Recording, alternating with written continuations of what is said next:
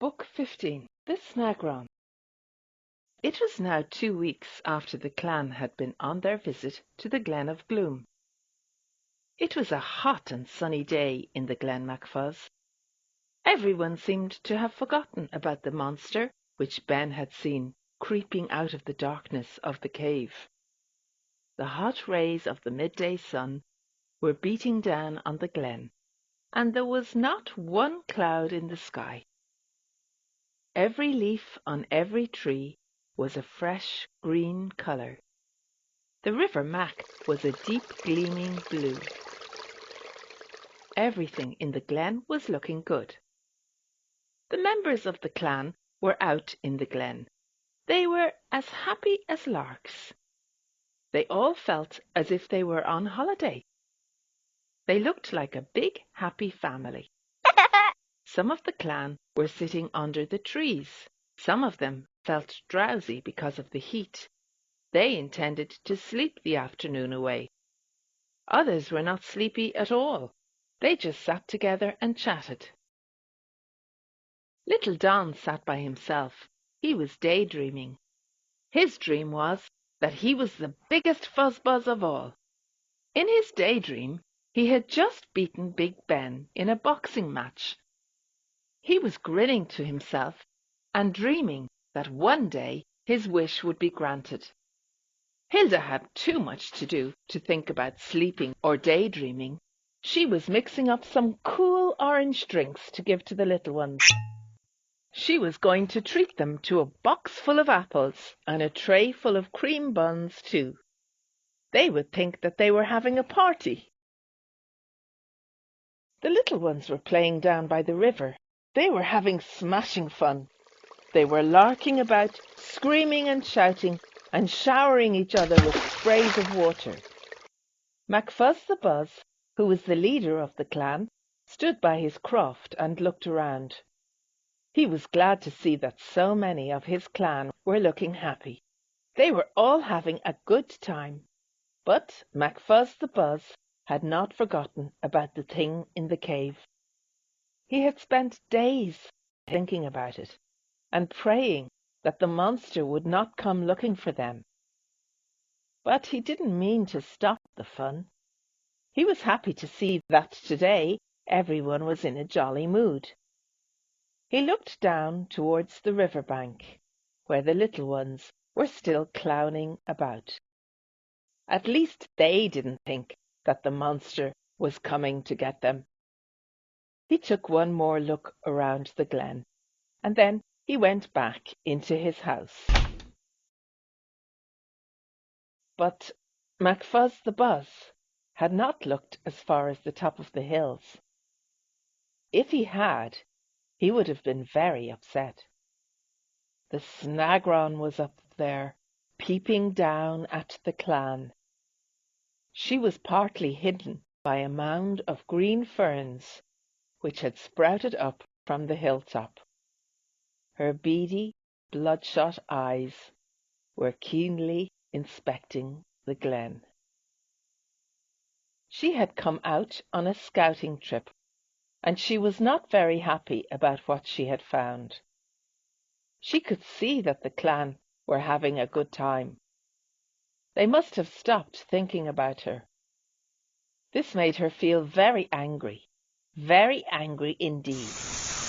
Did they think that she would allow them to stray into her glen without paying for it? Hiss!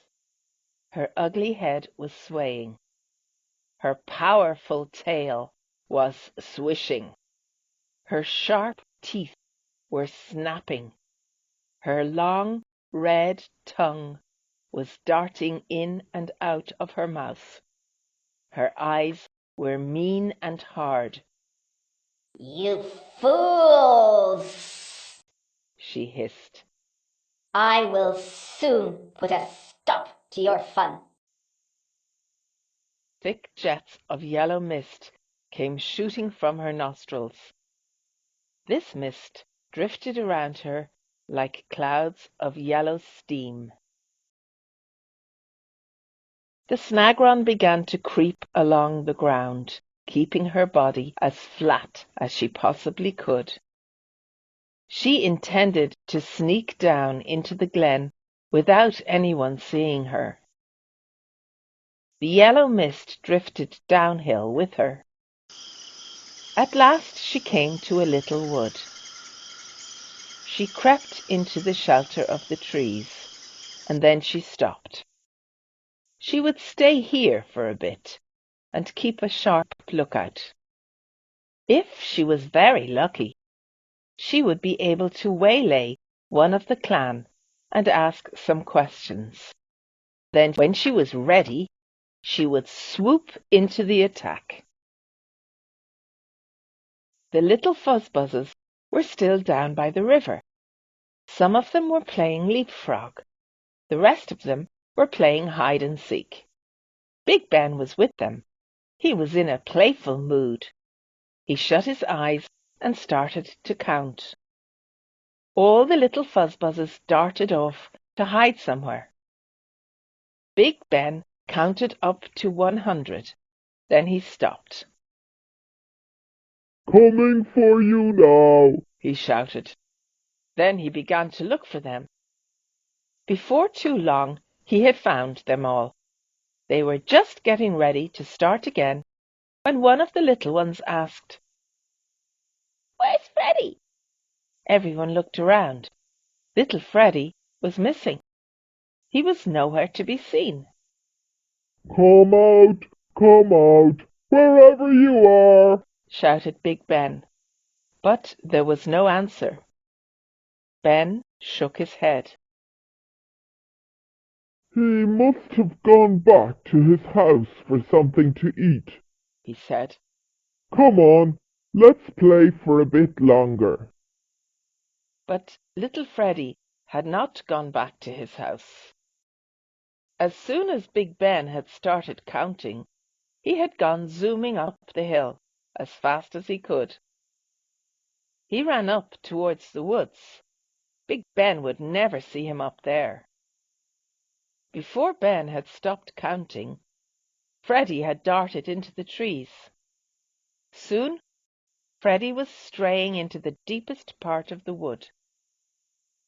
But he had stopped running.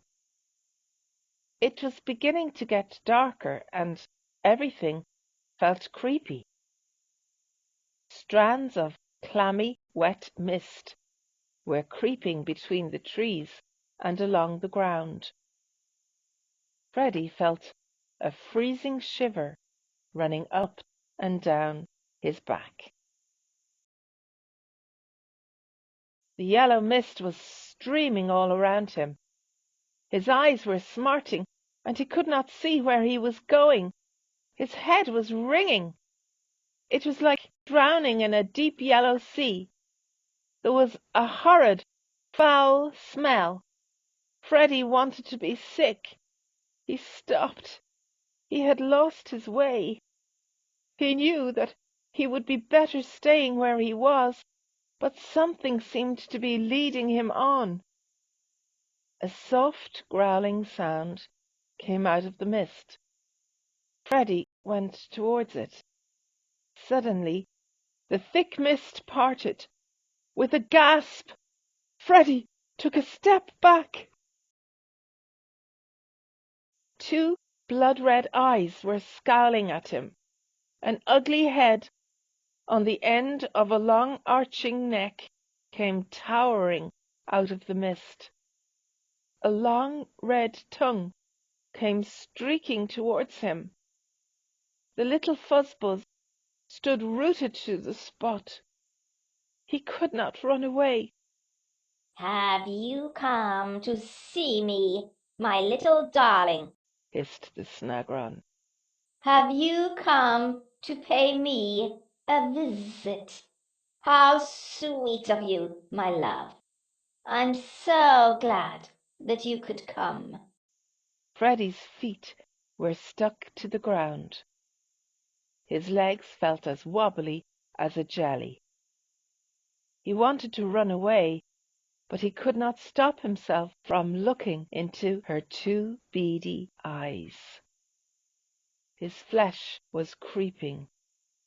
He could not speak. He wanted to scream as loudly as he could, but it was no good. He was spellbound by the snagron's sparkling eyes. She had him in her power. Have you lost your tongue? She hissed. Have you nothing to say for yourself? Come on, little one, you can speak to me. Who are you? Asked Freddie. Who am I? She hissed. Her eyes began to glitter, and the red crest on the back of her neck stood out stiffly. I am the Snagron, the powerful queen of the Glen of Gloom. You little fool, you should be bowing down before me. Freddie felt a shudder run up and down his body. He could not stop himself from shivering. The wicked Snagron began to twist her body around him. The end of her tail went looping around his legs and feet. Freddie began to feel dizzy. He could feel her smooth, slithery skin as she wound herself round his chest and arms. She felt as slippery as an eel. By now her head and neck were towering above him. Her horrid head came zooming down towards him. Her frowning eyes held him in their spell. She began to lick her lips greedily. Little Freddie kept as still as he possibly could. Would the Snagron harm him? Would she let him live? Was she hungry? Would she eat him?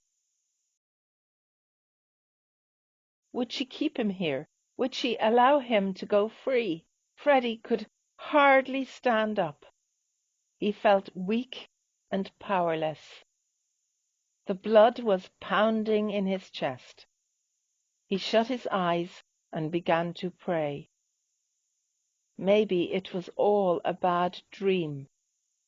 His body began to sway. He knew he was going to have a blackout. Everything went fuzzy and his body went limp. Then, Stand up! hissed the Snagron. Stop slouching about! I need your help. The little Fuzzbuzz shook his head to get rid of the dizziness, and then he looked up at the Snagron. Somehow he got his senses back. How can I help you? He asked. It's easy. The Snagron said softly. Go back to your chief and tell him that I wish to speak to him. Tell him where I am. Yes, yes, I will tell him, said Freddie. Can I set off now? Yes, little one. Hissed the Snagron. But you must look sharp. Hurry up and don't be long. Freddie was eager to get away. He ran down the hill as fast as he could. But when he got to the foot of the hill, he stopped. He looked back towards the Snagron. He stuck his tongue out at her, and then he shouted as loudly as he could. You are a big, ugly monster! Go back to your glen and stay there, you big bully! Then little Freddie ran off at top speed. He ran on and on, not looking where he was going, leaping across rocks and bits of wood. At last, puffing and panting, he made it to the crofts. MacFuzz! He shouted. MacFuzz! Where are you? The chief of the clan came shooting out of his croft. What's all the row about? He asked. Why are you shouting so loudly? There's a horrid prowler snooping around in our hills, said Freddie. She said that she is called the Snagron. She said that she is the queen of the Glen of Gloom. MacFuzz the Buzz looked very, very angry. What do you think you are saying? He shouted. Are you playing a silly trick on me? Then he saw that Freddy was trembling like a leaf. MacFuzz patted him on the head. I'm sorry. He said, I do beg your pardon. Now sit down here and tell me all about it. When Freddy had stopped telling the chief about the snagron, MacFuzz the Buzz stood up and said, Thank goodness that you sounded the alarm. We must have a meeting. Go and tell everyone to come to my house. Tell them to hurry. Little Freddy ran off, and the chief began to think of ways of getting rid of the snagron. He knew that this would be a difficult job. Well, He said to himself. we will have to deal with her somehow. He shook his head sadly and went back into his house. Before long, all the members of the clan were crowded together on the grass next to the chief's house. MacFuzz the Buzz came out and got up onto a rock so that everybody could see him properly. He put his hands on his hips. Then he began to speak. Something horrid is going to happen. He said. Everyone started to chatter. Now shut up, all of you. Shouted the chief. There's a lot I want to say. Then he said, The thing from the Glen of Gloom is here. She is called the snagron. She is prowling about in the hills, and she is probably able to see us now. She says that she wants to meet me. Don't go! Oh, don't go! shouted the clan. She's a chief! She may lay a trap for you. She may kill you. MacFuzz the Buzz held up his hand. Well, He said, I am going to meet her, but I am not going by myself. We will play a trick on her. We will all go. And what's more, we will teach her a lesson she will never forget. Does everyone agree with me? Hooray! shouted the clan. Yes! Yes! Let's all go! Let's all go. Good. Said MacFuzz. Now, we must get ready to attack her. There are lots of things we need. Big Ben, you go and get your blunderbuss. Jock, you go with him. The rest of you go and get anything that will help us. Has anybody got any questions? Nobody said a word. Smashing. Said MacFuzz. I am counting on all of you. Off you go now and get back here as fast as you can. Each member of the clan ran off. Big Ben lifted his blunderbuss out of its blue box. Jock put heaps of bullets into his pocket. Black Angus found a big garden fork. Tosh found a big steel hammer. Hilda took the biggest wooden spoon from the rack in her kitchen. Don found a big wooden club. It was far too big for him to carry, but he insisted on dragging it along. At last all the clan were back, crowding round the chief. Splendid. Said MacFuzz, looking around. Everyone has found something for the attack. And pulling out the silver dagger from the sheath on his belt, he said, Come on then, let's go. Windbag, you can lead the way. The clan began to march up the hill like a little army. Windbag went first, playing the bagpipes. Up on the brow of the hill, the snagron had seen what the clan were up to. She could see them marching up the hill to attack her. She began to twist about. I'll soon deal with this foolish lot. She hissed to herself. They will be sorry that they ever met me. And as the clan came up to the little wood, the snagron slid out to meet them. So, She hissed. I ask to speak to your leader, and you all come to meet me. We have not come to meet you. Shouted MacFuzz the Buzz. We have come to get rid of you! And, without giving the snagron a second to think, he shouted, Come on, Clan MacFuzz! Down with the snagron! With a terrific shout, the clan went swooping towards the snagron. Hilda got there first. She clouted the snagron on the head with her big wooden spoon. Pow! Little Don was battering the snagron's body with his club. Thump! Tosh pounded the snagron's tail with his hammer. Crash! Black Angus was swinging the garden fork round and round his head. Swish! Big Ben was rushing here and there, eagerly looking for a target to shoot at. But everything was happening far too fast for him to get a good shot in. Then, little by little, the snagron began to win. Clouds of powdery dust and yellow mist were getting into the eyes and mouths of the clan. The glen was ringing with the sounds of snarls, howls, screams, and growls. Every now and then, one of the clan would shout for help as the snagron's teeth found their mark. Ouch! Ow! The glen was full of their shouts and screeches. Tosh came reeling out of the dust and mist. The snagron's tail had hit him so hard that he was seeing stars. With her eyes sparkling and her teeth snapping, the snagron seemed to be getting bigger and bigger.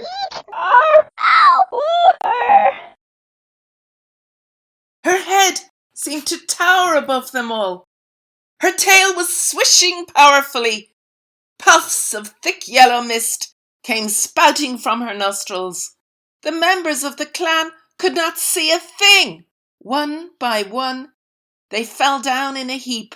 Soon, just the chief and Windbag were left standing. It was no good. The clan was beaten. Scatter! Shouted the chief. Everyone back to their crops! The clan began to stagger downhill. Some of them fell down, but they soon got up again. Panting and gasping, they ran into the first house they came to. Luckily, they all got in before the snagron could reach them. Some of the clan started to hide. Hilda crept underneath a big couch. Don hid his head under the carpet. Tosh and Windbag got under the bed. MacFuzz the Buzz put a thick wooden bar across the doorway to shut them all in. The snagron came slithering up to the door. She was angry with herself for not catching one of the clan, but she was glad that she had beaten them.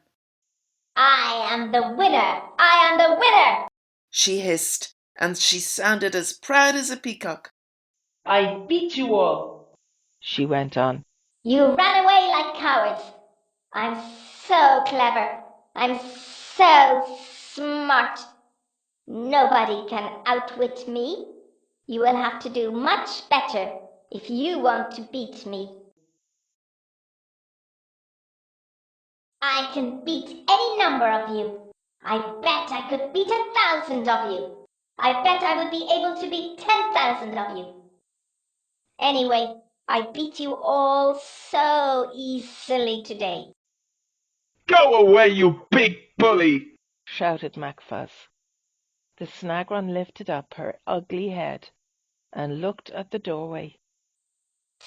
So, MacFuzz the Buzz, you think you can get away from me, do you? You fool!